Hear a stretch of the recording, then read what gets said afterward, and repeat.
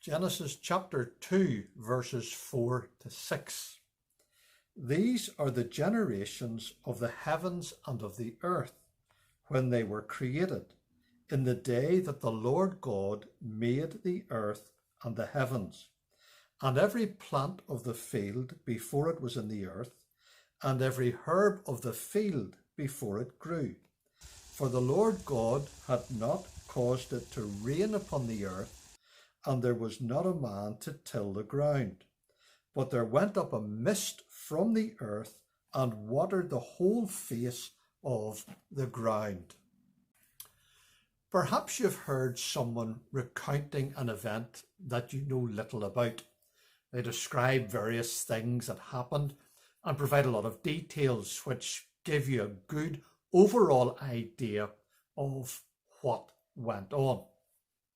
Maybe later on you meet someone else and they also give an account, but on this occasion a lot of the detail is missing and they seem to focus on a particular aspect of the event. It's the kind of thing that happens when people come to the same thing but from a different point of view. We might wonder whether they were actually at the same event, and we might focus on apparent discrepancies. But perhaps only a little thought would enable us to see that the accounts are complementary rather than contradictory. It's like the four Gospels in the New Testament.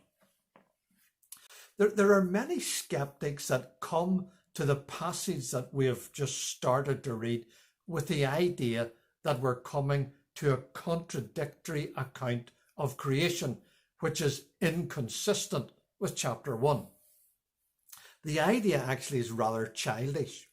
However, I think that it is true that this is a distinct account, but it is equally evident that it has a particular focus on humanity.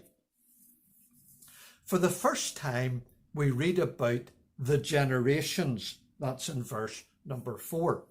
Words that are a word that is used in this form on 11 occasions in Genesis. It possibly points to Genesis being a compilation of records, and the word generations might best be understood as the account or the history or the family record. Moses, as the editor of Genesis and the writer of the first 34 verses at least, may have compiled existing records into one volume. Also notable in these verses is the use of the title Lord God or Jehovah God on 11 occasions. The wonder of this record is that the omnipotent God, who was so very active in his almighty power in the creation of the universe, is actually also the God of covenantal relationship with humanity. The humanist view of the universe is that mankind is an aberration, an accident, a chance occurrence. But the Bible shows that the universe was made with mankind in view.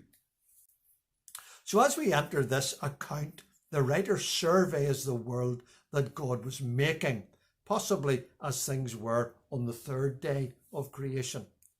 And he records that there was not a man to till the ground. We read that in verse 5. There was no rain, but a mist that watered the ground.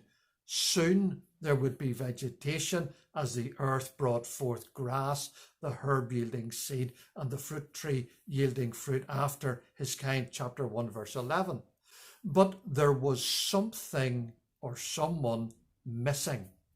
It is interesting to note that in this account, there are a number of stages where something is highlighted as missing. It's pointed out. And this reminds us yet again that this is not a directionless, haphazard, fortuitous process. So how is it that God will provide what was missing? And we'll think about that tomorrow.